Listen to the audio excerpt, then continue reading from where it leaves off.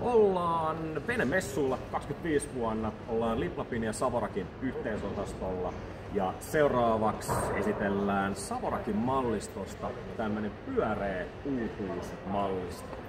Ja näitä on siis nyt kahta kokoluokkaa. Tää on se näistä pienempi. Tää on tehty 400 putkella.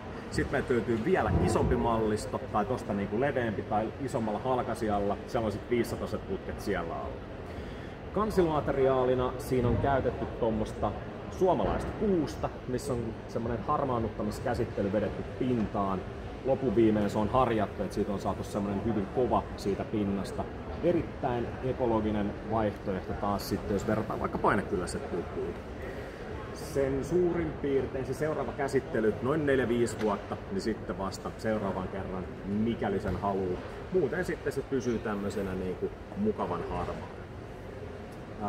Tuo näkyy sitten myös noita kaiteita, löytyy pyöreäseen malliin sitten ihan omat kaiteet. Pinkit löytyy myös siihen, eli että saadaan se sama homma siihen, niin kun se pyöreä muoto tuotu esiin. Eli perinteisesti meillä on ollut vaan noita niin kun suorakaiteen mallisia, mutta nehän ei niin kun tähän malliin millään viisiin sovi. Mut tuu tsekkaa tosiaan tähän venemessuille nyt uutuus pyöreä mallisto, niin pääst näkee livenä, että minkä näköinen on pyöreä laituri, mitä ei oikeastaan aikaisemmin tehty.